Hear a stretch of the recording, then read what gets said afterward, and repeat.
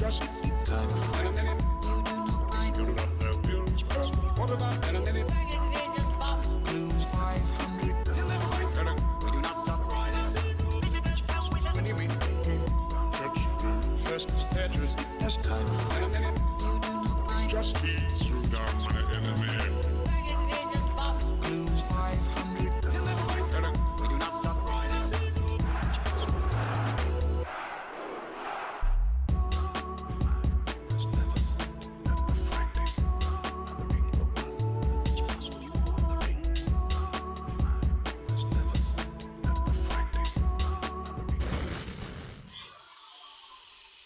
Hello, hello, hello. Look, I'm not alone today in the shop. It's amazing. Oh, wait, actually, you can't see Matt right now, but I am not alone in the shop, which is really cool. I need fire. Oh, apparently the front door went to shut on its own.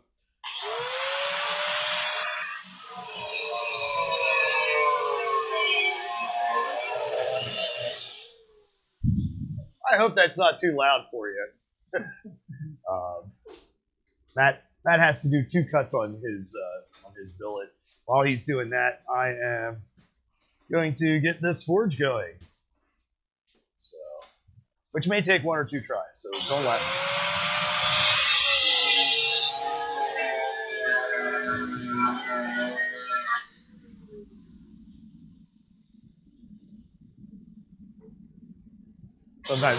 Sometimes it likes to be a little finicky.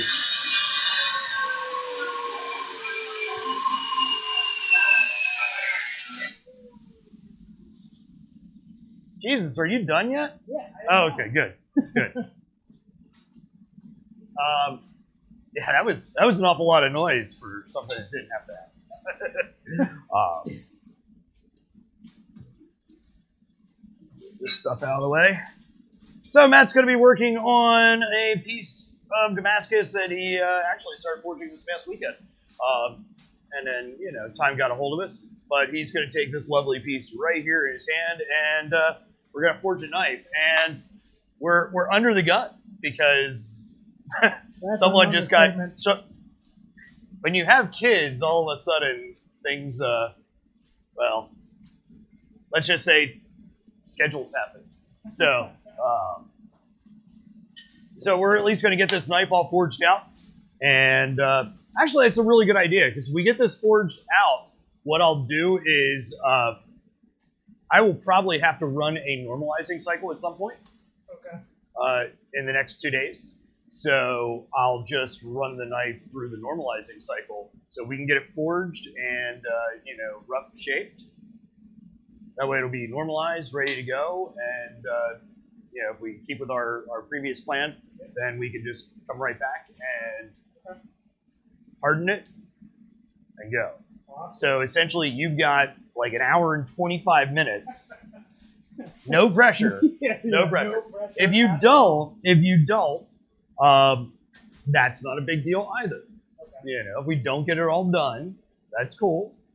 We can always continue it later. So, yeah.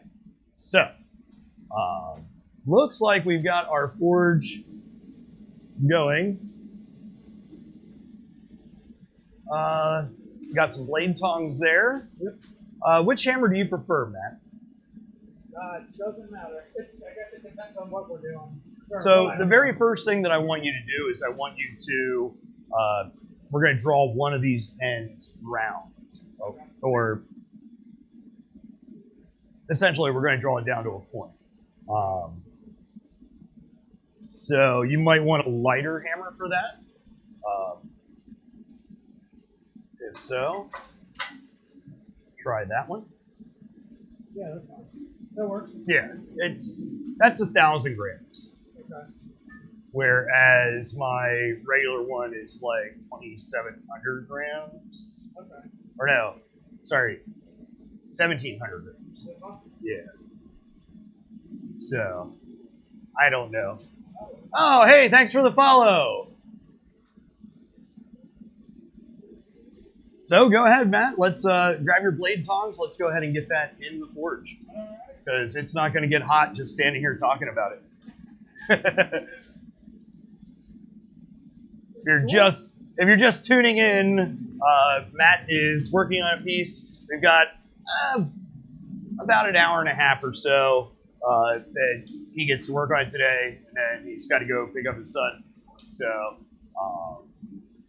it's just nice having company in the shop. Now, Matt, you've forged out how many knives before?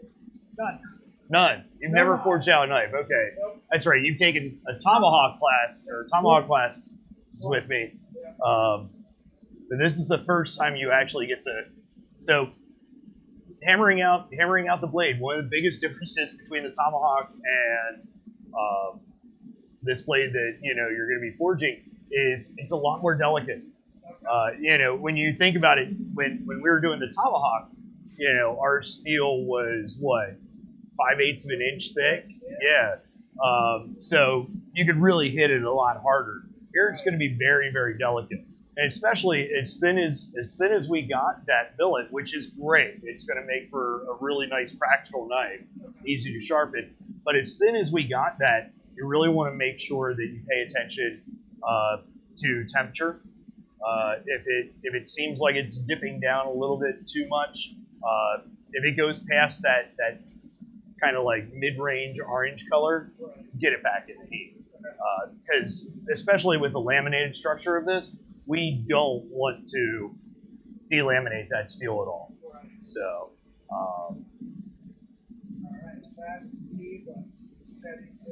yeah, I'm more worried about your control on this to start off with.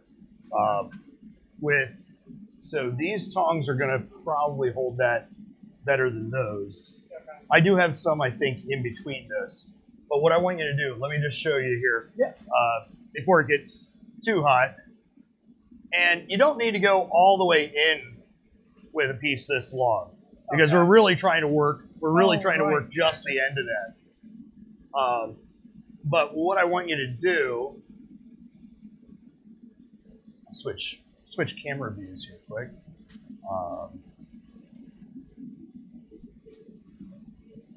Oh yeah, it'd be really nice if that was actually set up. There we go. Oh, that's good enough. You've watched the stream enough. You know. So what we're going to be doing is we're going to be coming in and see how I'm just like a 45. Yeah, like a 45-degree angle, and then you see how it's flaring out there. Yeah. Turn it flat.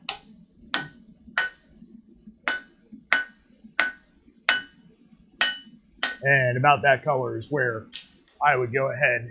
I don't want to risk it. The biggest thing for you to be mindful with your left hand is we want to make sure that we're not pitched forward or down. Okay, just flush. I don't know what Matt's going to end up making here. This is a piece of Damascus that he made over the past couple of days. And so now we're just trying to get a nice blade out of here, and I think something practical for the kitchen would go really well with what we have working. So, I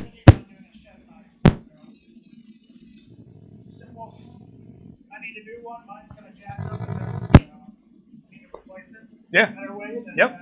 something pretty So, cool. yeah. Yeah, well, I started doing the whole live thing a couple of months ago, but I like doing it. And Matt was such a nice victim. I mean, he volunteered. He's like, yeah, we can go live with this. So I thought that'd be kind of cool. So there you go. Let's go ahead and.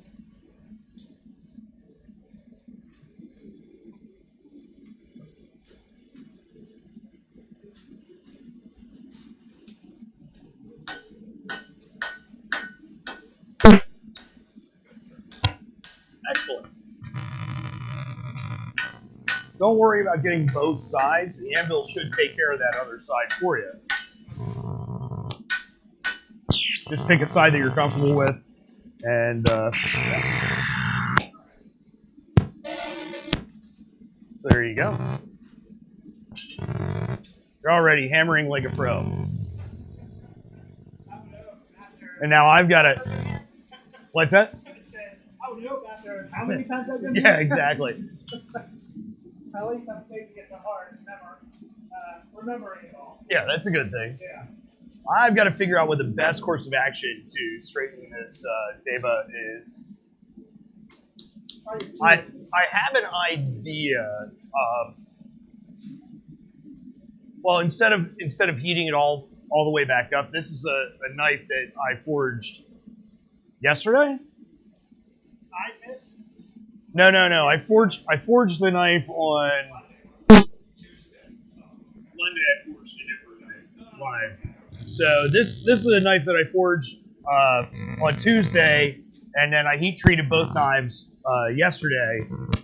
And this one I got just a slight warping, and I wouldn't notice.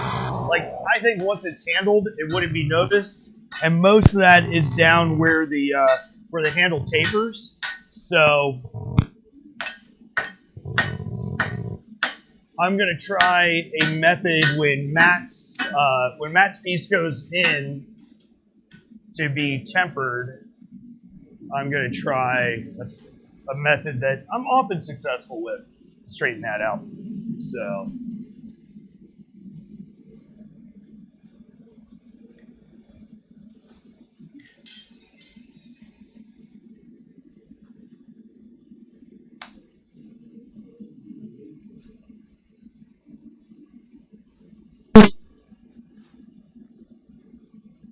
So what's going on with you, RS?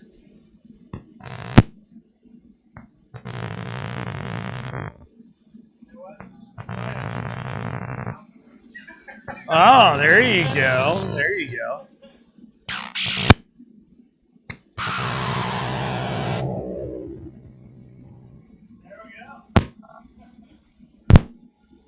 See, now you get to see what I get to see all the time. So this is why I'm always like looking up at the screen and I'm going, what does that say? I can't read that. See, God, I really need a 65-inch TV here in the shop. No, not really. Just the tip. There you go. Turn flat. And we might get a little bit of fish lipping here towards the end. I don't care about that. I think some of that's going to end up being sacrificed, you know. But what I like to see, what I like to do is I want us to just draw that seal down. I don't know if you caught the portion where yesterday I think I might have been explaining about forging the Damascus versus doing stock removal. That might have been Tuesday that I did that. But essentially, you can really see the difference when you forge a bar of Damascus, especially with the style, the pattern that we're going with here. You're going to be able to see that. You're going to see that all shrink and come together towards the very tip. And that's what I want. If we just did a stock removal, it wouldn't follow the lines of the knife. So, you know.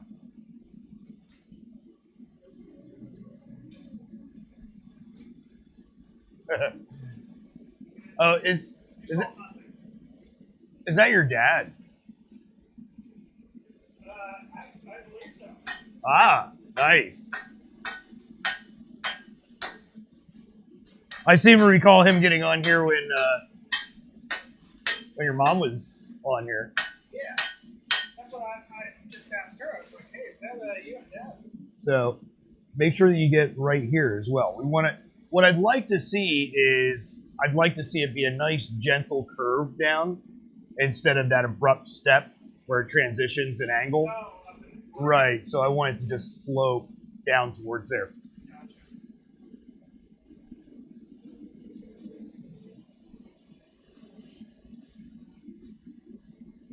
I guess I could forge something.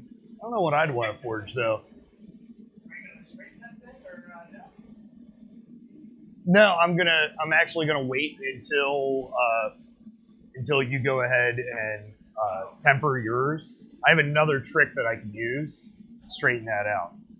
So we'll see if it works. Because most of the bend on that, I would say 99.9% of the bend is actually back of the tang. Okay. So it's just that tang coming off, and it's probably because that tang tapers in all dimensions. And so it's not that thick, consistent, spine that we had from the knife. So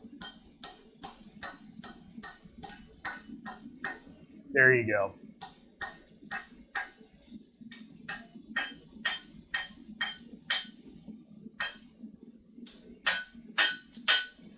Nice.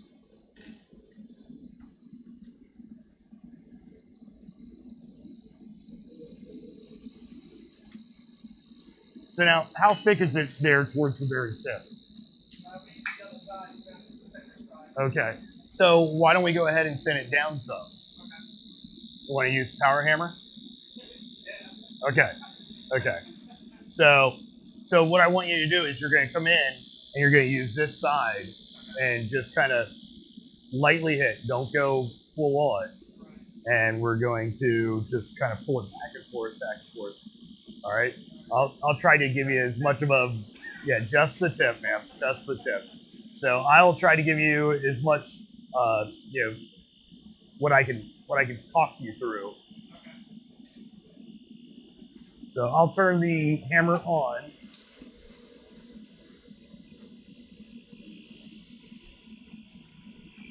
So yep. I'll back out. Good. Out. Linger a little bit there. So how are we looking? Almost. I'd say let's do another pass of that. So hit the power button. Cool. But that gives you an idea as to what we're trying to do. I just want you to work that very end, and you can work it back and forth there under the hammer. And I don't necessarily want you to take it thinner than what it is, or than the rest of the blade material. Just get it down to the same thickness as the rest of the blade material. That'll make it a lot easier to pull off later on.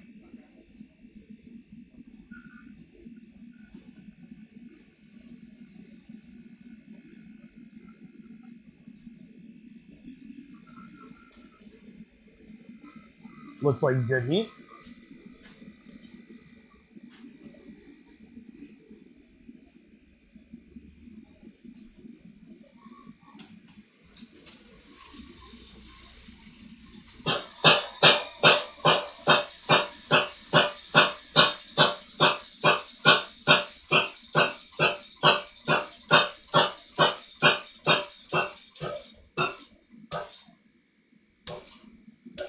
Cool. It's the first time I actually get to watch it in the monitor.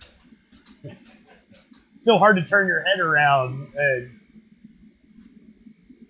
and watch it live.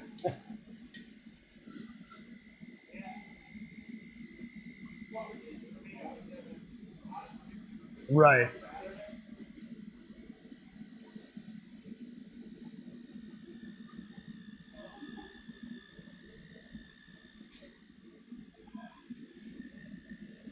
So what do you think? Is it close to the thickness that you want now?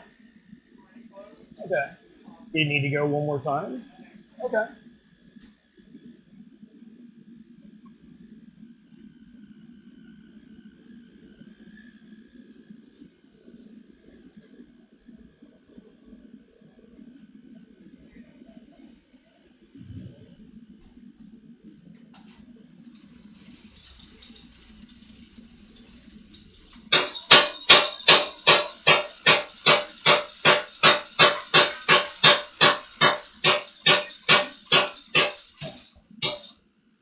Good.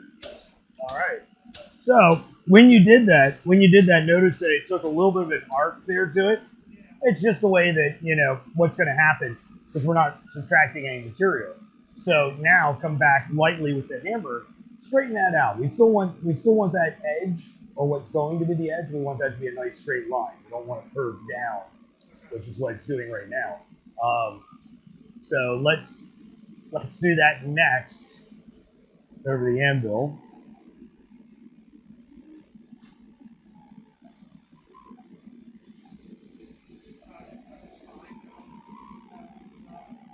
No, the straight line. The curved side is going to be our spine. So, because keep in mind when we hammer out that bevel, it's all going to lift up. Should be good. So yeah, and then what I do is turn it this way, just hammer lightly right along there. And that's gonna, there you go. Now we got a nice flat contact with the surface of the anvil. So the next thing that we need to do is we need to figure out how much of that is handle material. So actually, bring that back out again.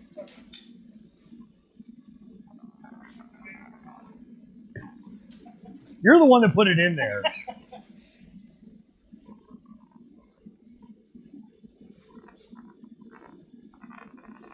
So, with a knife that I use in the kitchen, I normally go with about like 5 inches of handle instead of 4.5, which is what I normally use on like a camp knife or something like that. I like that longer handle to kind of balance it out a little bit in the hand. So I'm going to go about 3 inches here or so. And I'm just marking. Just putting a notch there. But you're going to come in and at a 45-degree angle. And your hammer is going to come in at that 45-degree angle as well. And just, we're going to set that in. That way we know all of this is handle. And we're not going to reduce that by too much. We're going to reduce this by about a third. So it's going to be a nice, long, skinny handle. And all that is deadly meat cutting knife. Yeah. So.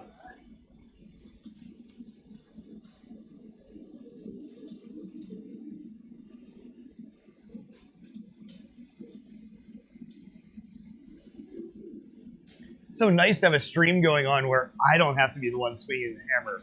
I really like that.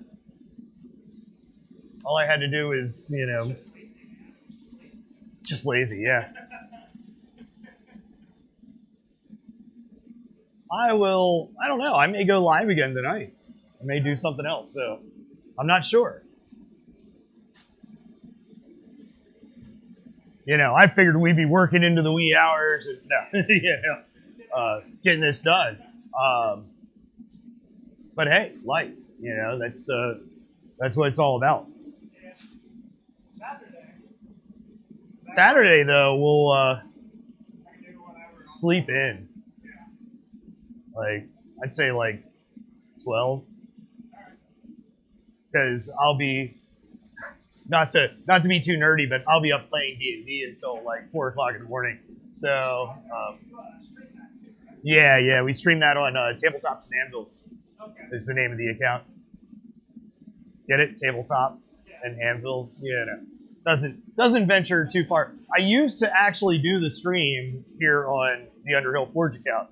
But then I was like, you know, it's not really, like, why combine the two? I don't know. Let's have 2 separate accounts. So.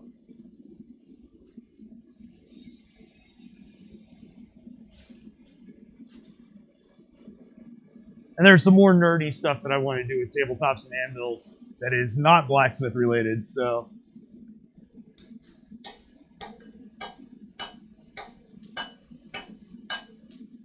Oh, good. So there you go. You got your notch there. Now I want you to come in, bring it this way on the anvil, and you're just going to hammer.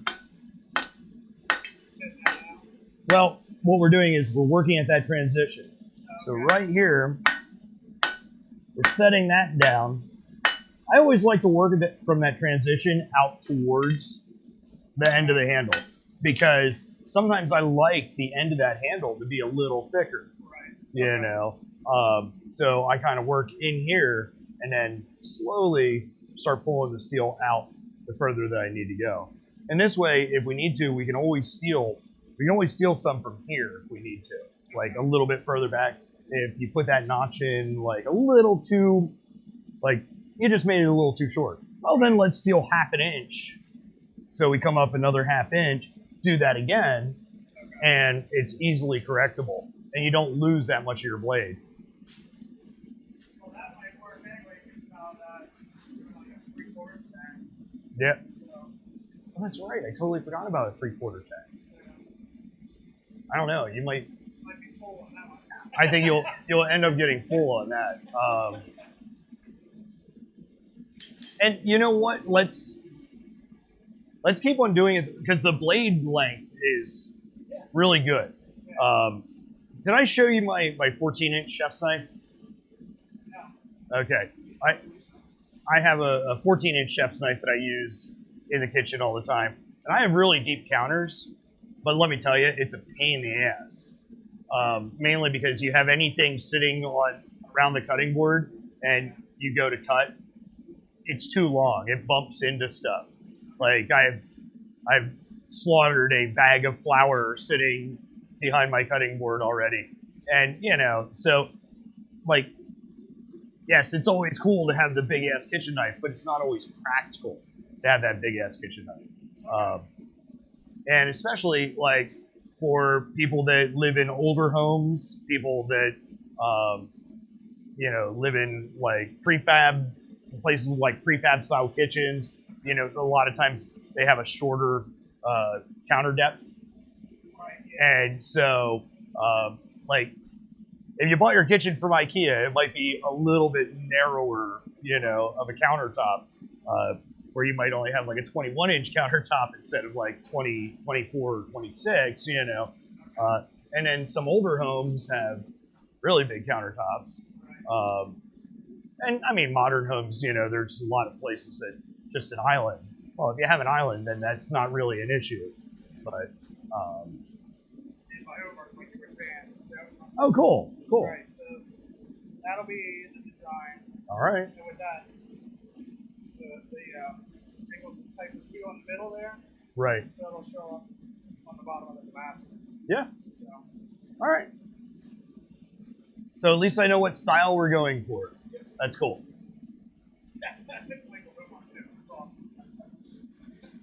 So you guys sit there and talk about it all day, or are you going to start hammering it?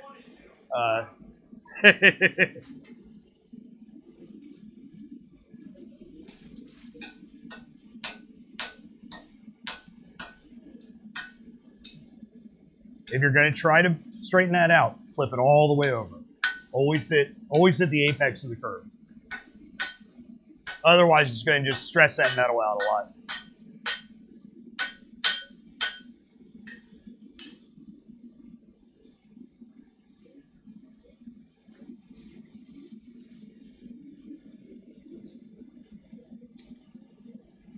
See, and today it actually looks like a healthy stream. Yeah. Like, I don't know. I've rebooted the computer every time that I'm going live now. So, like, I'll text it from mine. when you got here, I rebooted the machine. So, oh, that was instant. I told you, it's always instant for me. For you, yeah. When, for me, it still hasn't shown up yet. Right. So there you'll have a delay. Yeah. All right. Well, that's good to know. See in there. Bad. Yeah. Yesterday it was like Long. Yeah.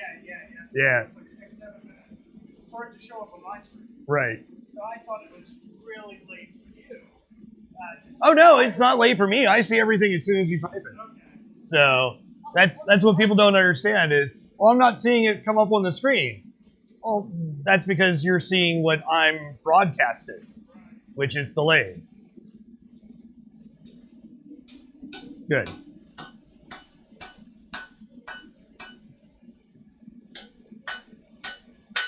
Back up. Good. A little bit more at that transition area. I'd like to see that a little skinnier yet.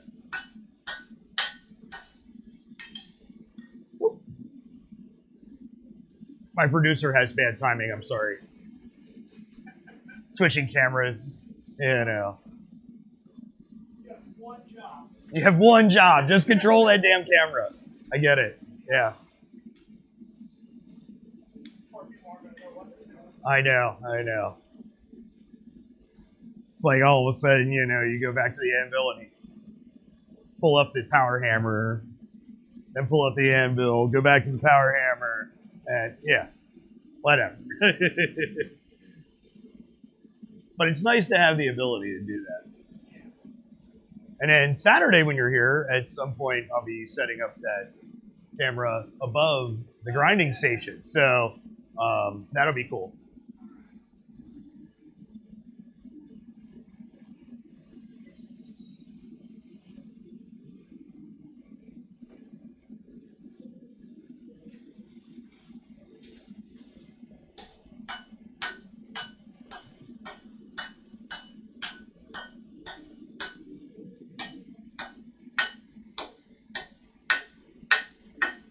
Cool. So for now, I think that's good. So let's show the audience. So he's got that set down fairly good there. I don't want to take it any skinnier right now because now I'm going to have you do the blade.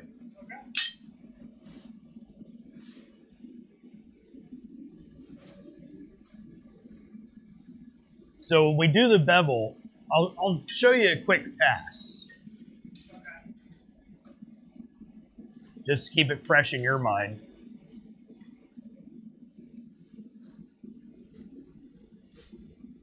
So what I'm going to do is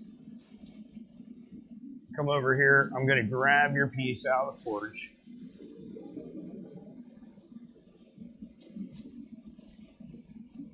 And now we're going to start right here. And I'm pulling it away with my left hand. And we're just starting to put that bevel in. And you can actually see,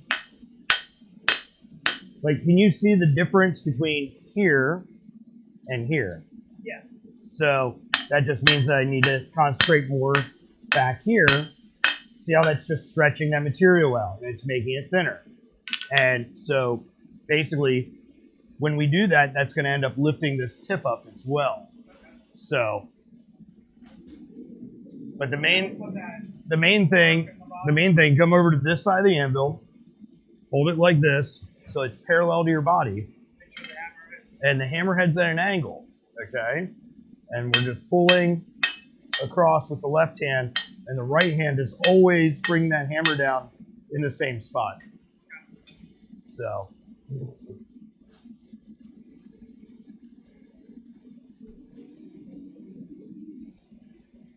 And that's how we do bevels.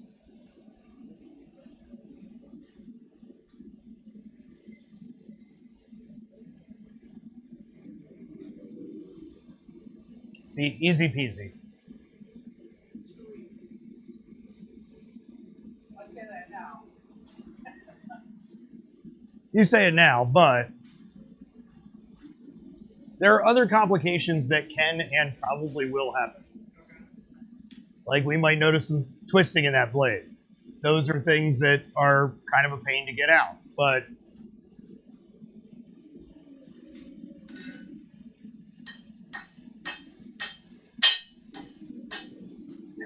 and by the way, keeping it there, always kind of a pain.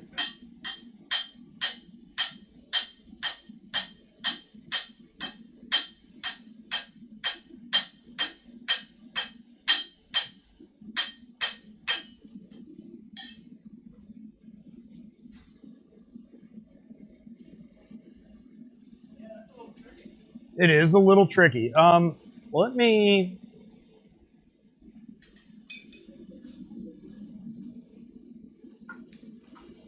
So I'm going to give you a Japanese style hammer. Right. One way you just use your wrist. Yep.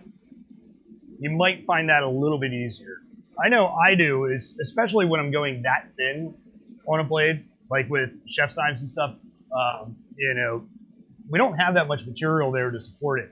So one really strong hit can really do a lot of changes to that. And so I like the lighter hammer. I like the more control that I get with that style hammer.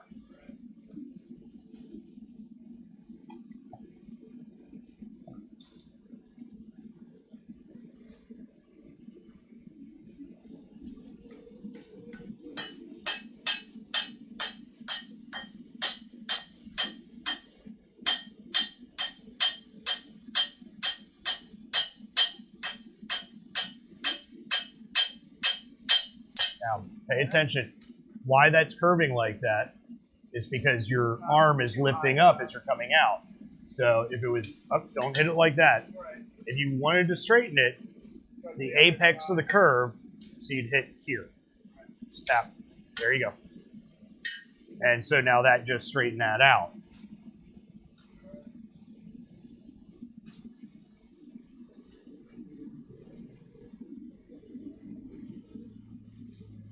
There's a lot of common sense that goes into it. Yeah.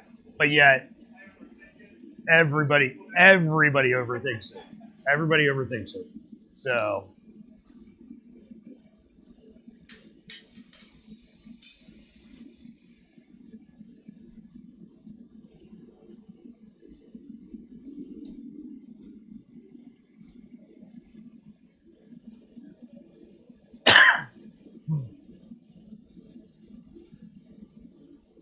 The perfect time to do any of this would be in the winter. It's nice and cold. wintertime is always nice here in the shop. I don't know though. I don't mind it. Like when I have that overhead fan going on. Oh yeah. Here, I'll actually turn it on now. Well, I think you have to turn it on. Huh? You know. Oh, I will, just for you. Just for you. It'll I know I'll how be- you are when it gets cold out. right. Like I love the cold, but I don't like being cold. So probably has something to do with what I do.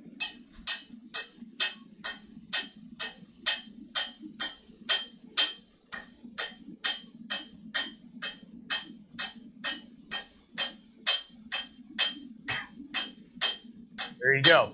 And now, if you're seeing any waviness here in that edge, like look along the side here. See how there's like a little Yeah. ripple. That's those shallow points. Turn it flat again. Those points that come in, that's actually where you need to hit next. Okay. Because that material is not as thin as the stuff that's far out. Okay. Okay? Don't worry, we'll straighten it all. Oh no. Not as well. Yeah, we'll definitely straighten it all. Yeah. So,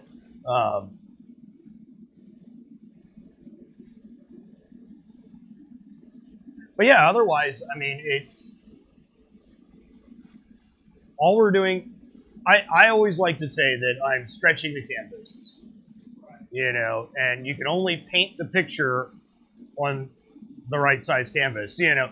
So, however big we can get that, then we can take it over to the grinder, and we can trim some off if we need to. So, and I've got some new belts coming in on Saturday, I think. So, hey, thanks for the follow.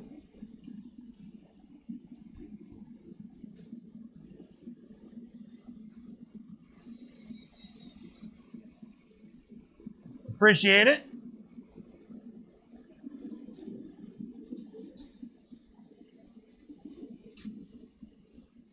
All right.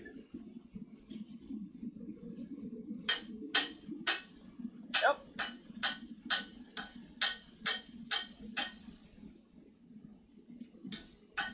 Tap and look. So tap, look, tap, look. If you hit twice or 3 times there, what's going to happen is you're going to end up over correcting it. So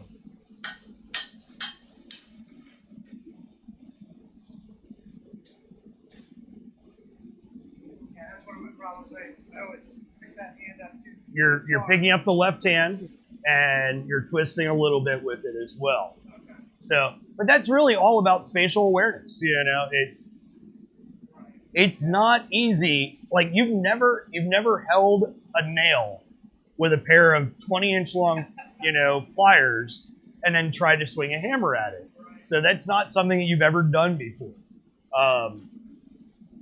I get it. It's just not an everyday occurrence. You know, I get carpenters here in class and they're like, well, I can swing a hammer. I'm like, yeah, but you're swinging a hammer at something and trying to penetrate a material that's really soft.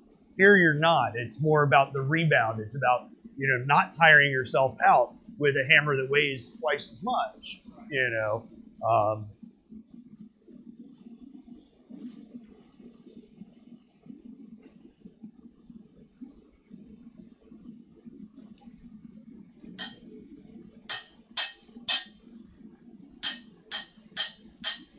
There you go.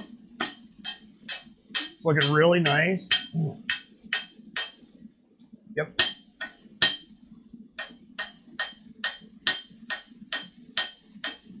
So let me see I want to see the thickness of the edge. Just flip it up. I don't know that I want you to go much thinner than that.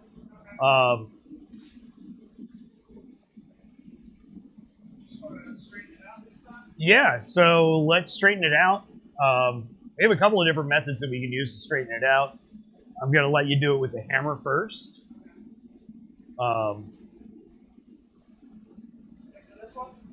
I would, yeah. A little bit more control with that hammer. Yeah, definitely. I did notice a huge difference between the two. It uses a different muscle group. Yeah.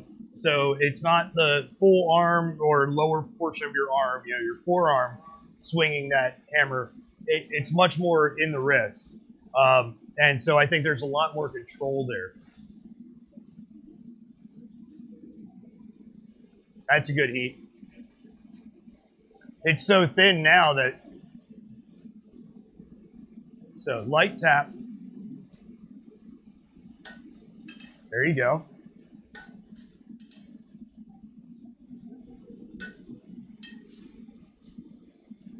What I want you to concentrate on the spine of the knife. Okay.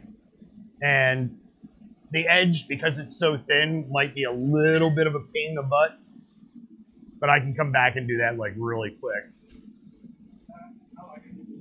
That is looking pretty good. So let me just take a look at our edge here. And we've got see how it's straight and it kicks over just a hair. Right there. So right there, I'm going to come in and just tap.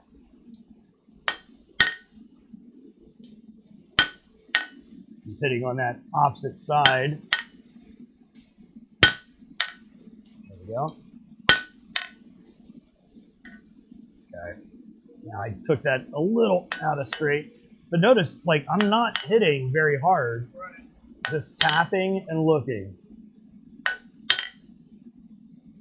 That's looking fairly straight.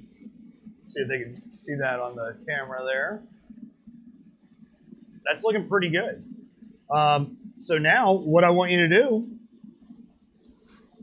look at that. You almost have your knife. Yeah. Got a nice decent shape. Yeah. I think you'll find it very handy. Yeah.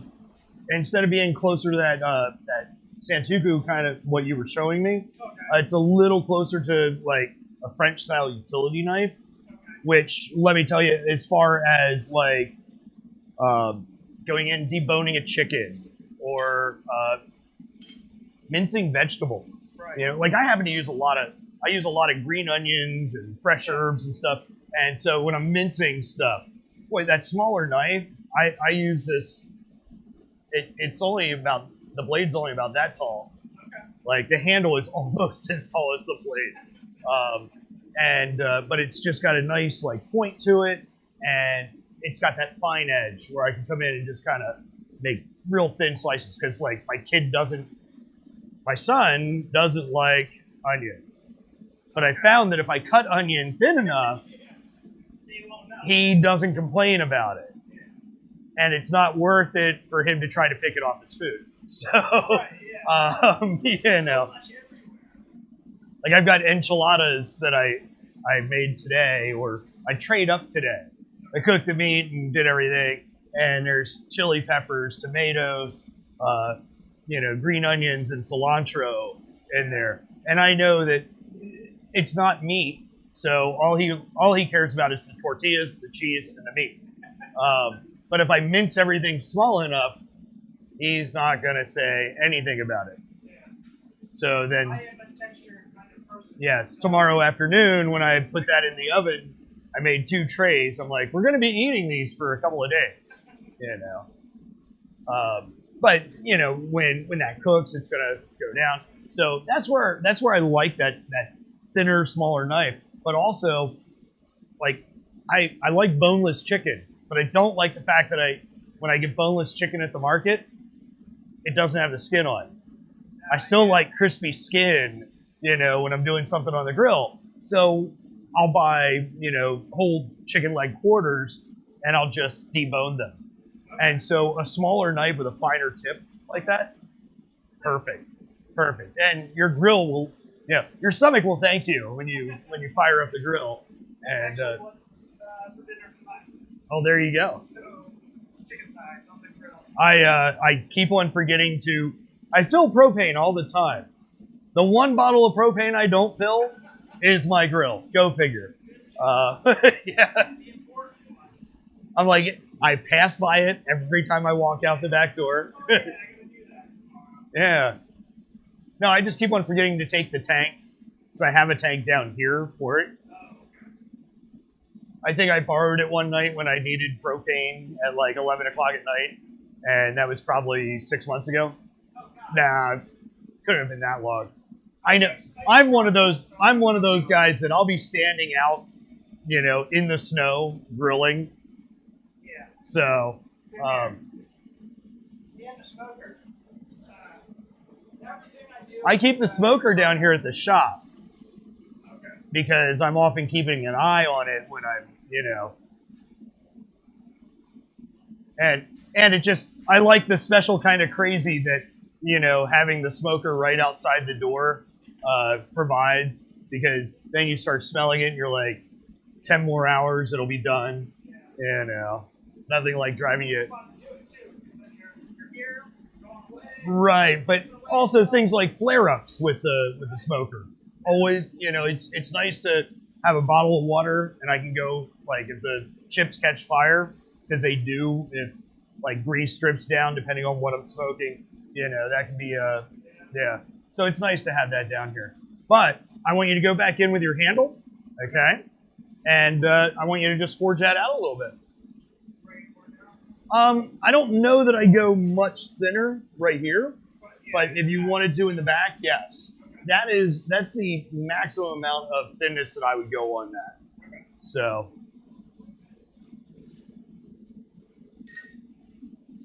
Sorry, I know we got off on a tangent there talking about, you know, smoking meat and grilling, but we're guys. I mean, that's, yeah. I know. Wait, you know, we should really. I should do a Saturday afternoon where it's blacksmithing, beer, and barbecue. You know, the 3 Bs.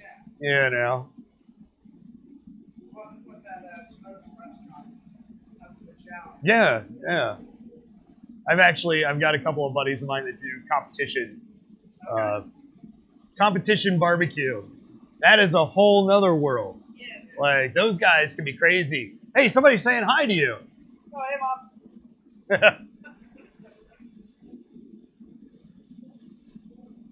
Yeah, she sent me a message. Oh, I was like, hey, it's RS, you guys? And she's like, no, that's your dad. And I was like, well, I kind of figured that out. Right. The initials, you know. Oh, no, that's your dad. Oh, nice. Perfect. I figured it out when he was like, no, I got to keep an eye on my boy. He's 5 minutes late, Mom.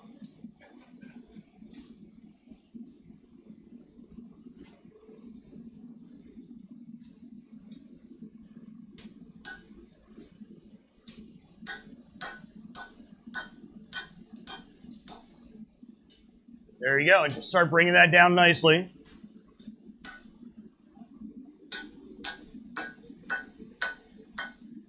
Boy, if we're going to keep on doing this live streaming thing, I gotta get you used to how do you present to the audience. Remember, the camera's here, so your angle should be this way.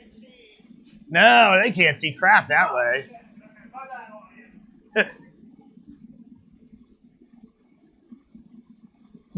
It's like the cooking show guy that does everything.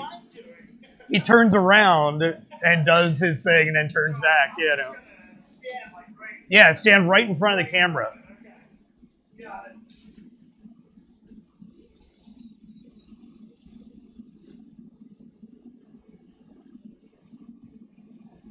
Yep, stand right in front of the camera. That's exactly, All right. that's called blocking.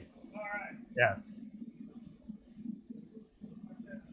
I'll do that on this pass. I promise. Everyone, you look away. You don't want to see that.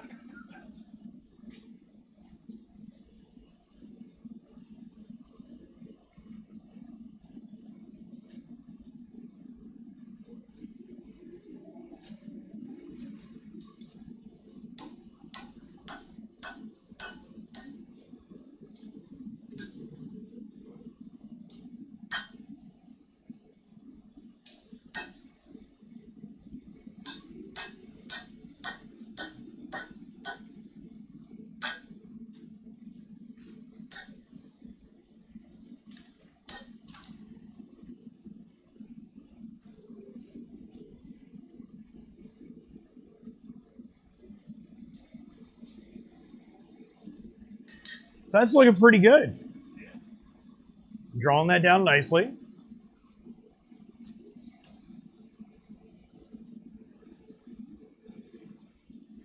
So can you do a Damascus billet with a hammer? Oh yeah, completely. Doing a Damascus billet completely. How difficult is that compared to the press? It really depends on. I've done dozens of them that way. You know, before I only built the press probably 17 years ago. I want to say, and Like I get it's a lot for convenience. right. And this is actually the second iteration of my press. The first one was a lot jankier. But yeah, you absolutely you can do it all with a hammer. I mean that's how people have been doing it for centuries. It's just I'm getting older now, so swinging a hammer it's not always fun. But where I see a lot of guys going wrong is hammering too hard. Like, yeah, well, but the press is putting this much force down. It is, but it's even, it's consistent, it's controlled. Yeah. Whereas with a hammer, if you're hitting too hard, you can blow those pieces those laminations, you can blow them apart. So. I was thinking about that the other day. I was like, maybe you can make a nice set once I get mine down. Actually, I called a buddy of my dad's, my mom's. He was a shop. And I was like, hey, do you have any oil pans that, parts that are dead? Right. No water. And he's like, you want aluminum or steel? I was like, preferably steel. It's going to get mighty hot. Right. So he's looking into it. He hasn't called me back yet, so hopefully. Are you talking about drain pans? Yeah, the easiest one for a coal fire. Oh, okay. Oh, you're talking about the actual oil pan on a motor. Yeah, they should be. I never thought about it. I don't know what the thickness of steel is, but brake drums. Oh, okay. That forge right there is a brake drum out of a truck, out of a bigger truck, and I just lined it with cement to make more of a conical shape going towards the tweer, which is where the air comes up, and then you see how I have my fan come in, and that hits a T, and the flapper valve on the bottom there is literally the flapper valve for a tractor. And I welded that arm on to there to make for the counterweight, so it always holds close. But when I need to dump the ash, I just lift up on it and it dumps the ash out.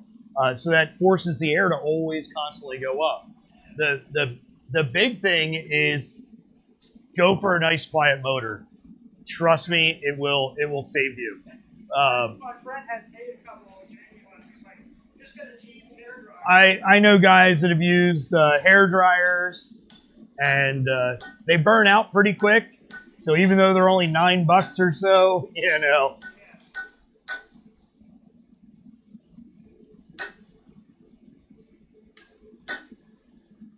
the The blower I use, I think, is about $140.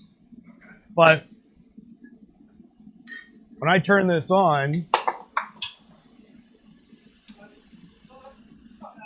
no, it's super quiet. So, right.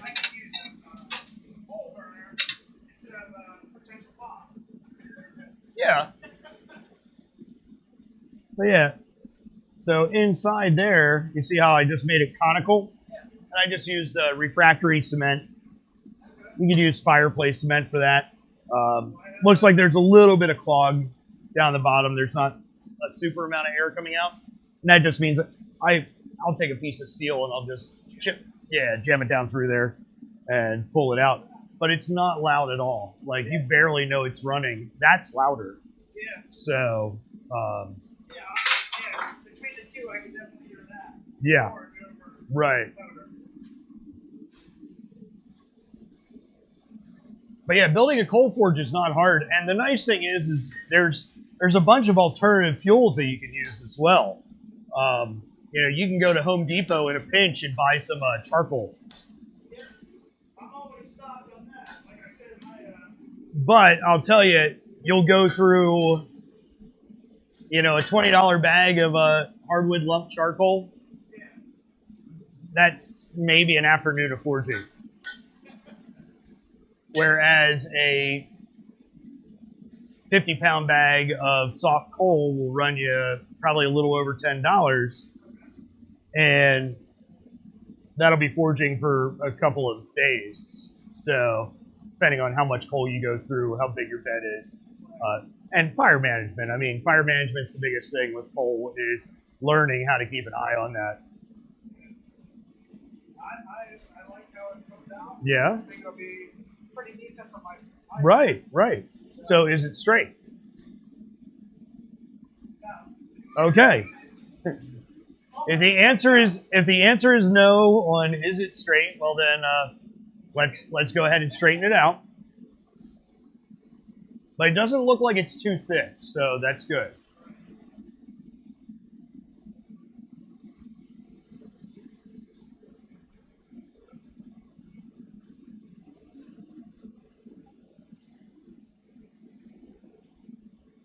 How much time do we have?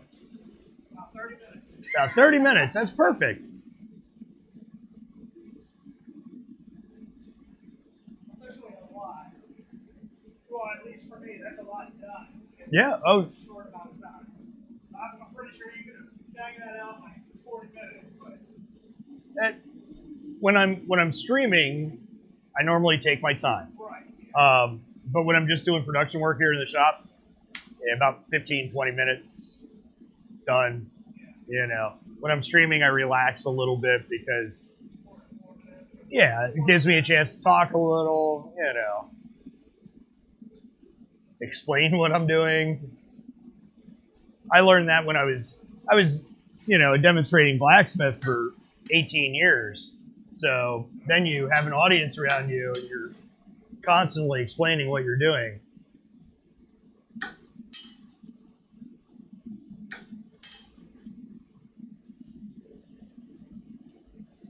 Pointed towards me.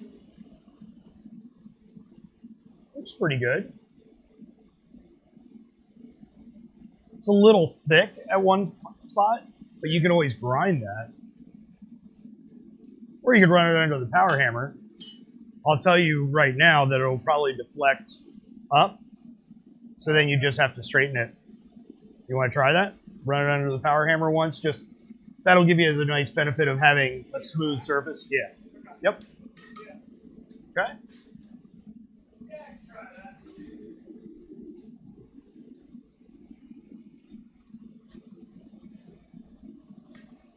Yeah, I'm always like, after you told me that one time about dusting that off, I'm always paranoid that if I don't, it's going to have that big indent Right. on whatever I'm doing. Well, and the other thing is the less amount of time that it's in the forge, the less amount of time that it gets scaled up. Okay. So, Okay. I've been doing it wrong this whole time. It's been in there for way too long. yeah.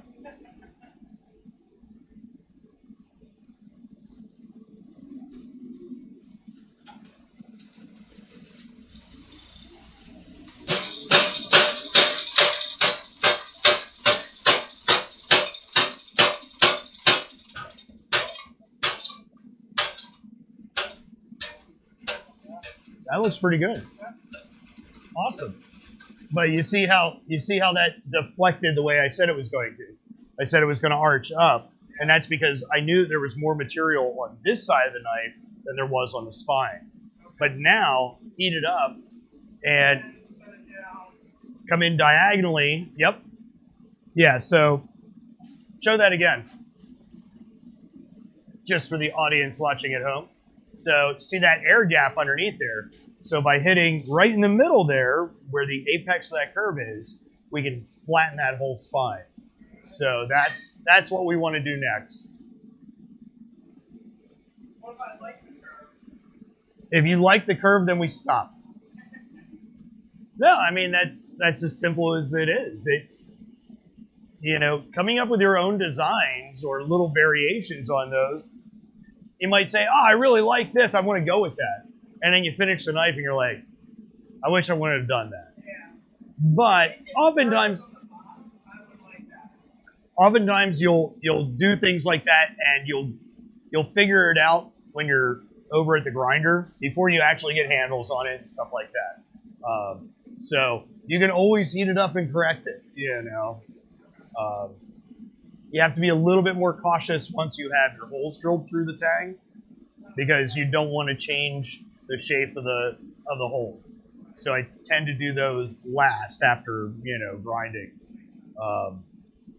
That way you can put it in your hand and you can feel it. You're like, oh, okay. So.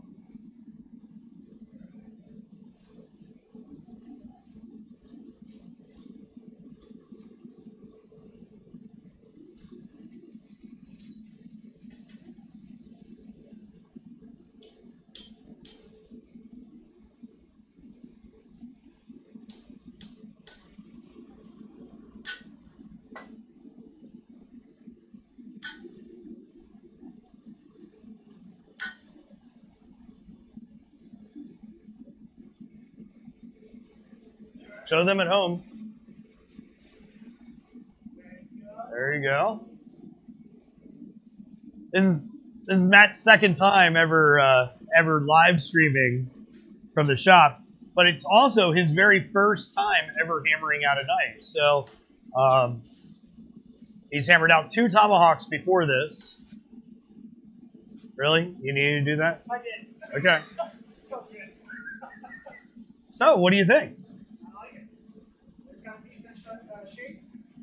It has a shape that you can work with. Yeah. So, It's nice, so yeah. I usually like a 6 to 8 inch knife or a long knife. Right. So yeah, looks decent. So all together there, let's see what we have. So I can grab this with my hand. Oh yeah, totally.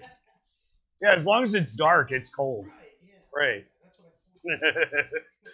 No, the answer is no, you cannot. Steel is a very poor conductor of heat, but even though it's not glowing, so yeah, we're almost 12 inches overall. So, 4 inches for the handle. yep. By the time it's all said and done, it'll be about 4.5 probably. And so that gives you, that'll be about a 7-inch. 7-inch knife. So, looking good. That's because I'm banging it out.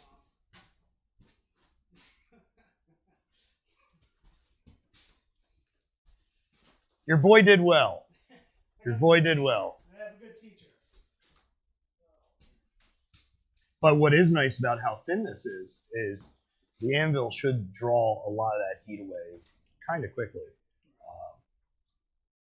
And it'll cool down. Don't touch it like I do, Right, because yeah, I'm not gonna do that. I don't have the same kind of I don't have feeling like mortal men. There we go. I'll put it all on there. Cool down. Yeah. No, congratulations. Did good. Yeah, thank you.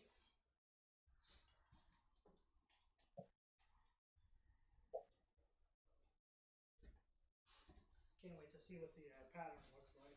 Yeah. Yes, Lisa. You did a great job. And in about 5 minutes here, he should be able to pick that up and touch it. So. That's pushing it. I don't know. I got the dainty hands for the heat, man. I'm not a big fan of it. when I used to work in kitchens, you know, you always have a rag over your shoulder and you're pulling pans and stuff out from under the salamander or what have you, under, you know, the broiler, or, you know, pulling pans off, because we just use metal handled, you know, aluminum pans for just about everything. And, you know, our stovetop, I think, was 12 burners. And so inevitably some jackass would turn it sideways and you have a dull heat coming off of one, and, you know, so, or somebody would walk behind the line and hit it with their hip, and and so then you're picking up hot, you know, handles. But, you know, that rag, it's really nice when you start out. But as the day goes, you're constantly like wiping stuff, you know, throw it back over your shoulder and it gets damp. And then what happens when you touch hot metal with damp towels? Really nice. Yeah, steam. Steam is actually a much worse burn. Like, I'll feel it if my hands are damp and I go to touch a piece of steel. Boy, then I'll feel it. But if my hands are dry and, you know, callous as they normally are, it's not too big of a problem.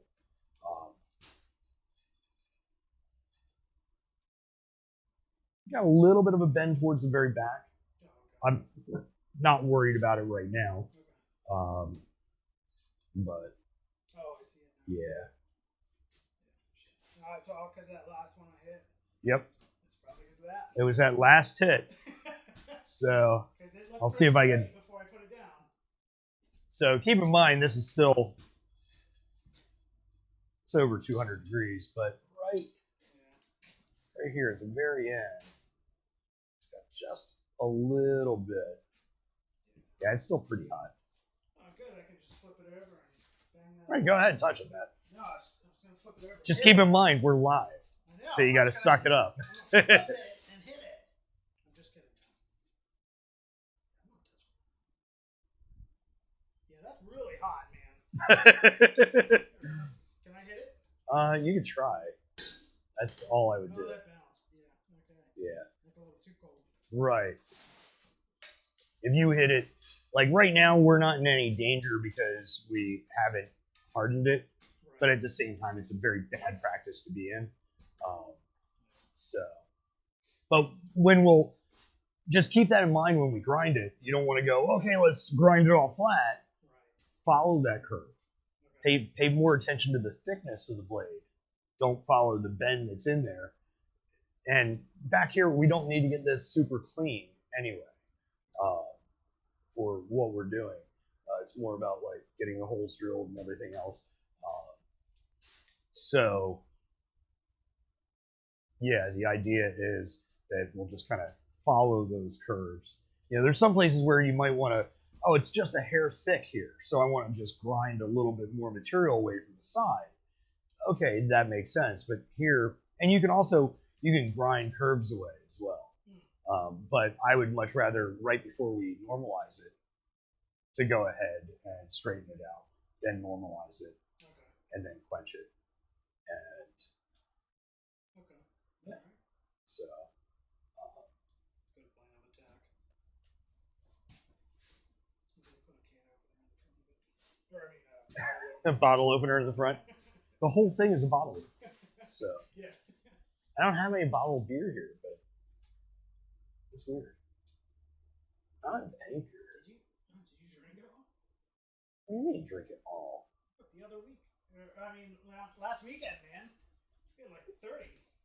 Last weekend, yeah, but you know, I wasn't the only one drinking that Miller Lite either. Oh, yeah. How So much did Rob pound? he had a few. Oh, okay. I didn't take notice. I wasn't really keeping count. Yeah. And then I was in here for, well, this is my 4th day in the shop. Oh, yeah. So, you know, I think I had like 12 left. So I had 4 every night while I was in here in the shop. That's not bad. So that's not bad. Yeah. All right, I'll allow. Yeah, it's not like I was drinking a 30-pack a night. I mean, my God. Down at all that on Monday. That would be crazy. So, let's see. How cool are we? Too hot for me. Let me cool it down. So now we're below 200 degrees. We're beyond any of that danger point.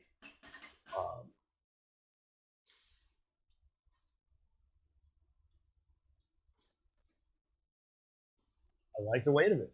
Yeah. It's nice. It's light. It's going to be manageable.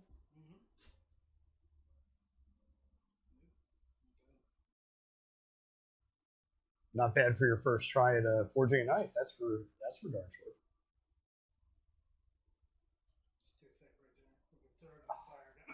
Just throw it out, okay? Just throw it out. This billet has been a pain in my ass now for. All right. So you want me to start grinding it down? Yeah. I got a couple minutes left. So what I want you to do, come over to this grinder right here. Okay. Don't worry, I don't have a big screen option for the grinder, so no one's going to see. No one's going to see that. So what I want you to do is I want you to come in and I want this just to be. You don't have to touch this much. Just making sure, because I don't want you to take a lot of material away. I want you to just kind of lightly hit that, just to make sure it's nice and even. Here, so here, we're going to come in. We're just going to pull that tip up, and then across the spine you can bring it down a little. So I would probably pull a little bit more from the bottom up, and then just make this a nice straight and then curve. Okay. So here you could actually come in like this, and see how that's touching all along there. And so that'll make it nice and flat. Okay. You can also do it on that grinder, but this one is the quieter of the two. So there we have it. Matt has officially forged his first knife.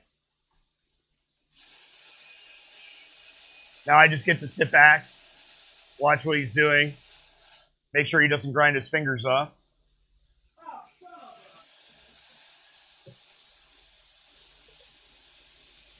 It actually takes a while to grind your fingers off. Just saying.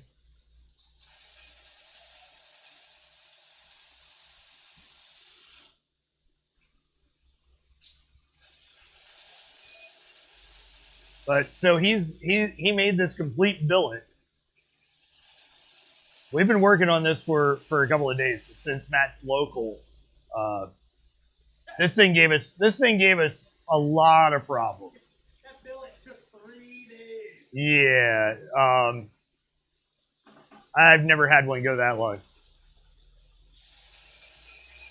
But it came together nicely.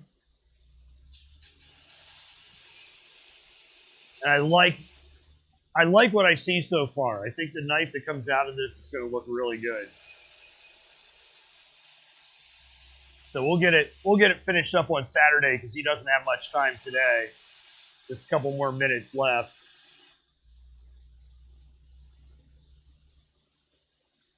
We were going to finish it up with a really nice long live stream today, but that just wasn't in the cards. Yeah. So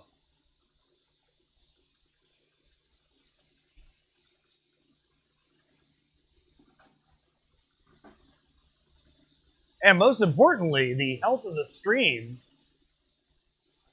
Like, I don't see any errors popping up. Everything seems to be nice. So Well, I have a problem. yeah. What do you think? What's that? Oh, I don't care about that. Oh, okay, cool. Yeah. Well, at least it's not on the blade. Yeah. It's not on the blade.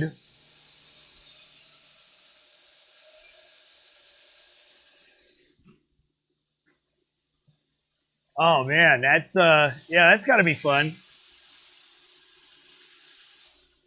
Grinding eyeglasses is definitely a lot more precise than some of the stuff we're doing.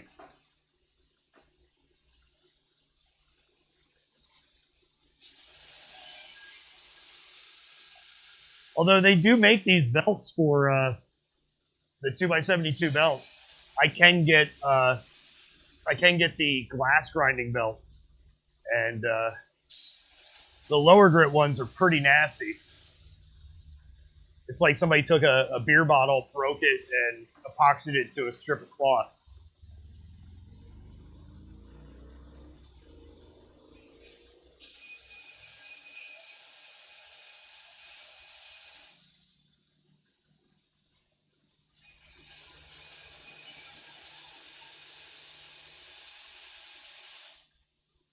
How's that coming out? Cool. If you can see Matt, I'm just supervising his grinding right now. That's right, you've never ground a knife before either.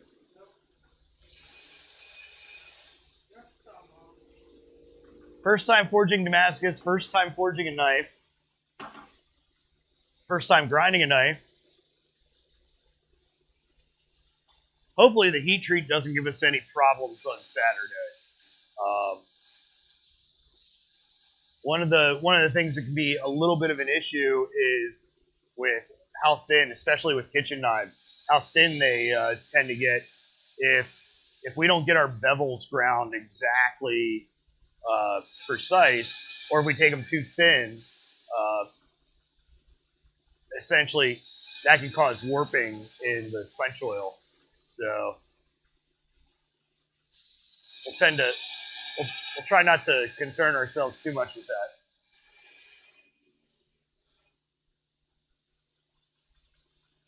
There are ways that we can straighten it directly out of the quench, but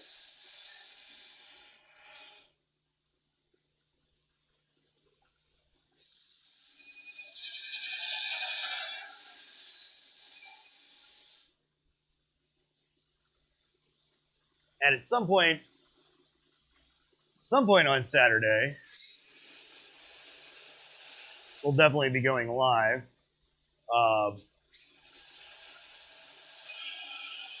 And we should have a camera above the grinding station, so that'll be pretty nice.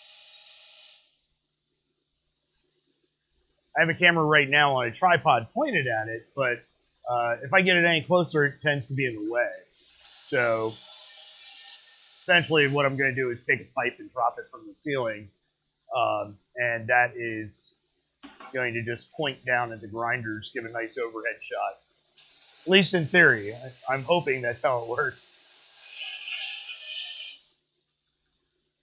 And then I'll set up another camera set we can just rotate, between it like that and get that overhead shot for grinding.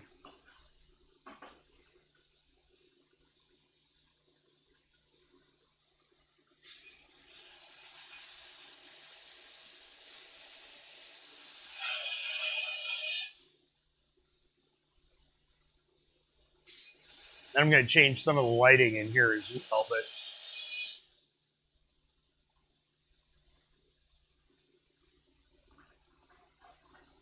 just to hopefully bring some of the color temperature down, make it a little bit more realistic, going to bulbs. These lights are really nice, but they're really bright white. So they're nice when you're doing detail work, but when you're forging, it's not necessary. As you may have seen, the cameras tend to wash out a lot of what we actually see as far as the color goes when you're dealing with really high temperatures like that. So how are we looking, Matt? Nice. Hey, you got to the point. That's looking pretty good.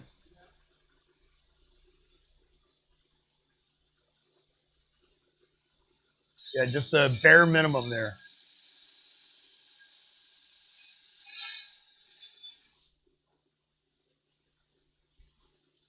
essentially as soon as these two little spots disappear, I think you can stop. This is gonna go away when we do the bevel. But right here and here, those are still. I mean, they're barely Right. 1,000. It's Just so what I'm saying is be cautious. You don't want to take away too much material. Yes, he told me he got a Roddy puppy.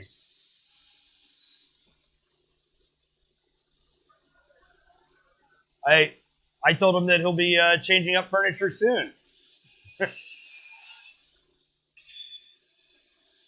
Or at least replacing furniture.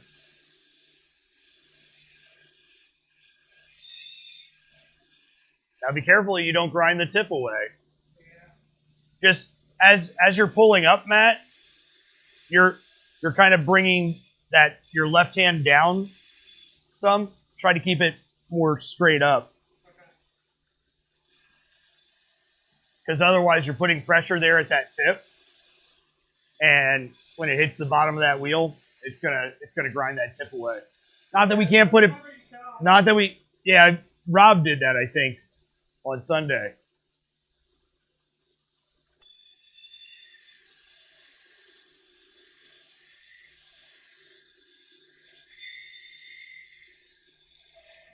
There you go. Just keep it nice and flat. And as soon as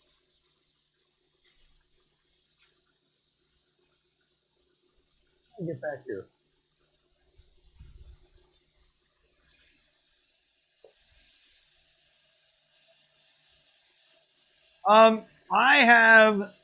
I do have a wet attachment for one of my 2x72 grinders. It does tend to make a mess, and you definitely don't want to use it in the winter, because what it does is it sprays water on the belt as a fine mist, and it runs off my air compressor. So it is really nice. It does preserve belts, but you should really be wearing an apron when you're using it.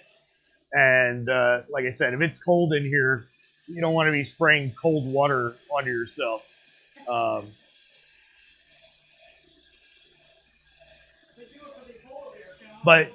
But yeah, the belts that I get are actually good for dry sanding or wet sanding. And there's a few, I don't know of any out on the market anymore, but it used to be pretty common to have flood cooling on this size belt, especially in machine shops. So I almost bought a Burr King grinder that actually had a water system built into it. And I don't know if that was just something that the machine shop itself had made, or what. But I don't see any commercial grinders nowadays coming out with them.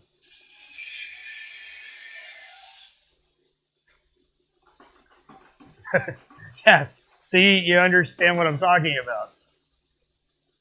Well, Matt, it's not that they're bad dogs.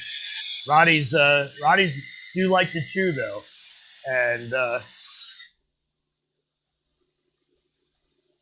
so your dining room set, all the chairs might have 3 legs instead of 4. That's all.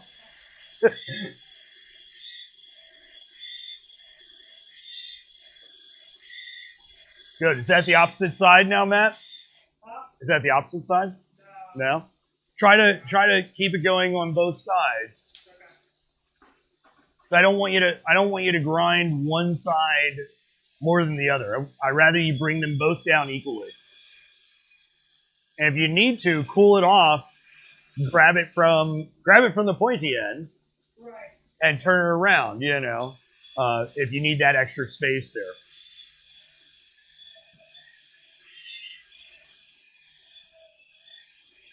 So yeah, we'll be finishing this knife up on Saturday when Matt comes back. In the meantime, who knows? I may go live again tonight. I'm not sure. I hadn't planned on it because originally we had planned for, we were going to finish this knife up today. But schedules being as they are, it'll just be me here in a little bit. So I will probably end the stream, go grab something to eat, and then come back. Oh, hey, Mark. Yeah, I'm back to streaming again. I've been streaming in the evenings a lot, so it's kind of nice that I'm actually back in the daytime. Hopefully, what I'd like to do is I'd like to get back into that 3 o'clock habit.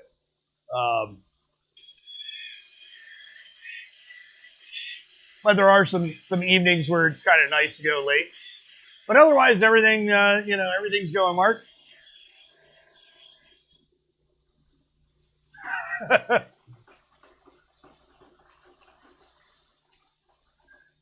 That's because English Mastiffs barely wake up.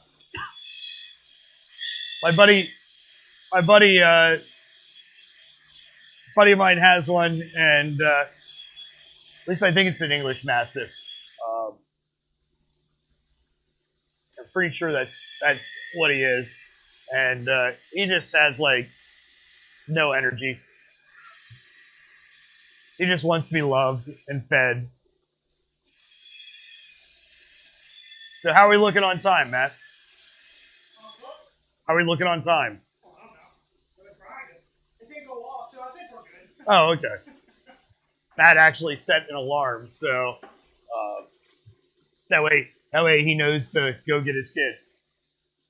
But those of you just tuning in, Matt forged out his own billet of Damascus, and that's been over a couple of days here, and so today we just forged the knife down. This is his first time forging Damascus, his first time forging a knife, his first time grinding a knife, and I'm supervising. I'm watching what he's doing, just to make sure if he gets into any bad habits. But he seems to be doing pretty good with that. He has made he's made 2 tomahawks here in classes before, so is that a little hot? Yeah. Don't worry, the camera's not zoomed in, so. I don't know if they saw your reaction. I don't know if they... Well, thanks for letting them know. Yeah. I don't think anyone saw you burn yourself. Oh, nice. You got all your knife making gear. You got it all set up?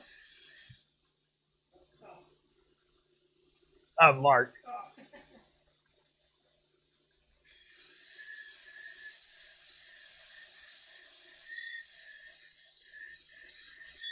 Yeah, changed some things around. Added some cool new things as far as different angles, different camera shots here in the shop.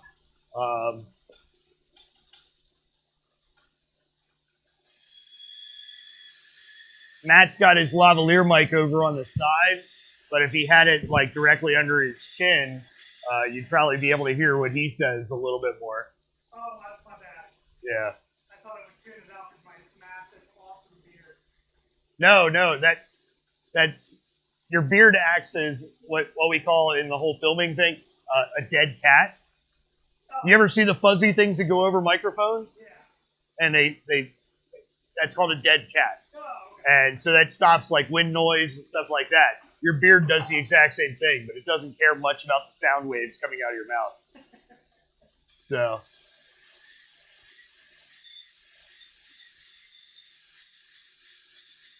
Nice. What size even eat kiln did you go for?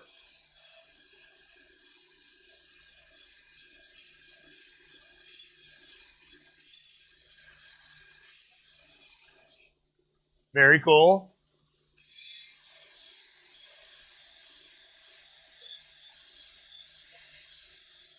No, Lisa, I don't have any girly classes per se, but I get a lot of women in class here.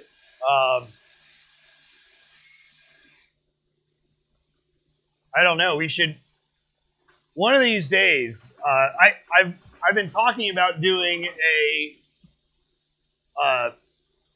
combining blacksmithing and cooking, my two loves, and I've really been wanting to put together a class for that. But that's not really girly. I mean, everybody cooks, right? Okay, not everybody. My son's idea of cooking. No. If my mom takes that class, she's gonna have to learn how to cook also. Oh, okay. Cooking and Now she wanted to know if I taught like how to make hairpins and stuff. yeah. I mean, she needs help making mac and cheese, Ironically, wow. If you need me to slap him upside the head, I can do that. I mean, I realize he's a full-grown man, I but mean, I don't know how.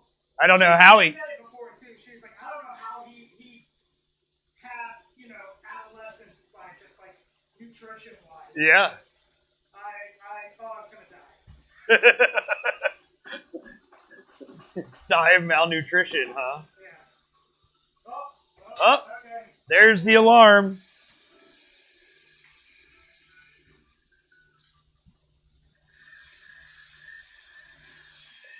Okay, the KH418.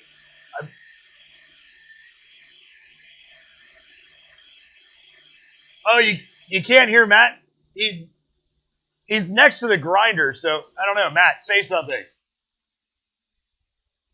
Say something, Matt. There you go. I said if he's going to do a cooking class and whatever else, he's going to need to teach you how to cook as well. Because if it weren't for Dad, we all would have starved to death. I don't know. Oh, you know what? I think his battery is dying on his lavalier mic. I did not charge those. Oh, yeah. I did not charge his specific mic pack before, so that's all right. You don't need to hear the bearded guy. He's just smack talking his mom over the fact that apparently he doesn't know how he got nutrition growing up. I'm just going to hang it in my beard. But yeah, that pattern, I can see it flashing over there. So, and I don't see it registering too much over on the other one. It's okay, Lisa. He's just talking about your wonderful cooking skills.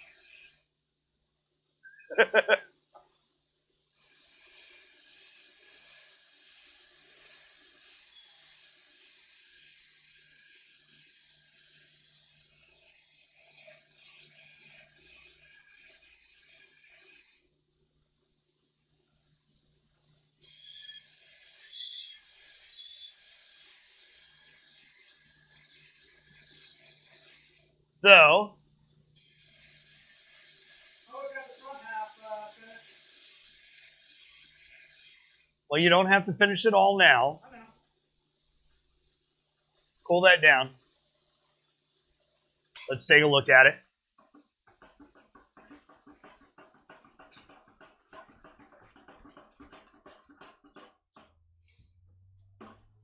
So, let's see what we got. Oh, that's coming down nicely. Very nice. The only thing that had me worried was at the tip there. Yeah. So, that was it. Now, and that's really what I like is a lot of guys that I get in class aren't often, they're afraid to take it too thin. Okay. And with a culinary knife especially, you want that blade to be nice and thin. Right. That's going to help you with, it's going to be easier to sharpen, and it's going to pass through what you're cutting. Right. See? Yep. That's what he was saying that you couldn't hear. Sorry, my kid comes in and just, he lives off of ramen noodles, and I don't know how that works. But yet I cook. He just doesn't eat food very often. Tomorrow though, he's having enchiladas. And unknown to him, because I don't think he's watching this at work, unknown to him, there's vegetables in there. Now, when I say vegetables, Jalapenos are a vegetable, right? Yeah, jalapenos are a vegetable. Tomatoes are a fruit technically, but you know, still we treat them like vegetables. Onions, yeah. Cilantro's an herb. Basically, there's plant matter in there, along with the beef and cheese. I took broccoli and I put it in a chopper. And I chopped that sucker up so fine I threw it in Timmy's mac and cheese. And he said, "Oh, this isn't bad." I was like, "Yep." Yeah, actually, I used to get the broccoli mac and cheese just so my kid would actually eat vegetables. So yeah, that looks great. I'm proud of you. For you guys at home, let's see what we got here. So this is what he's forged today. We're running out of time at the moment. I've said this a couple of times. We thought we'd have a few more hours, but Thanks, Mom. yeah, Matt's got to go pick up his boy. So but still, in the past hour and a half, we've managed to really come down and we knocked that blade out from just a billet.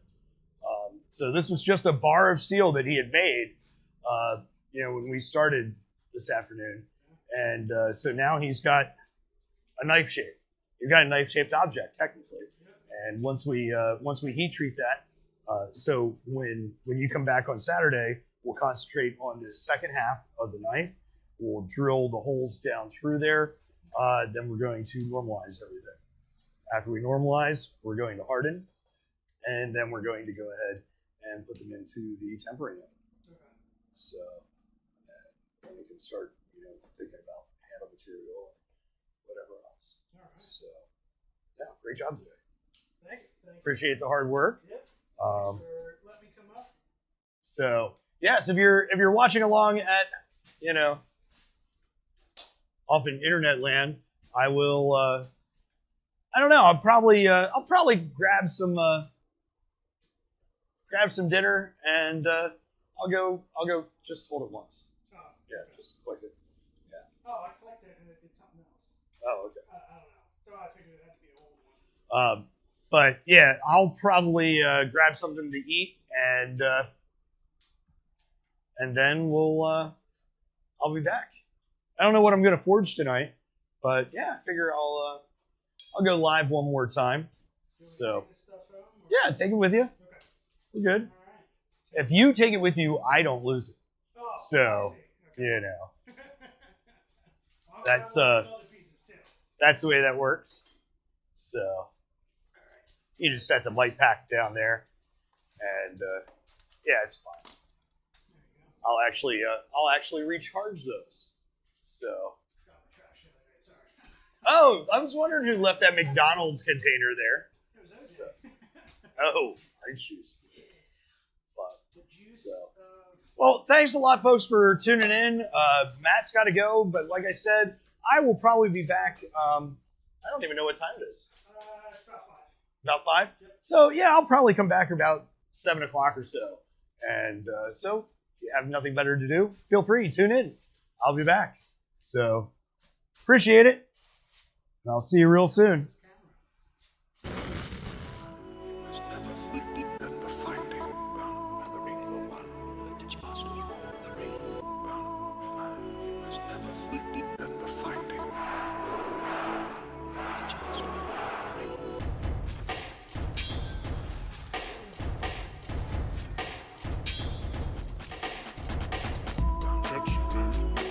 just time. Wait a minute, you do not find. What about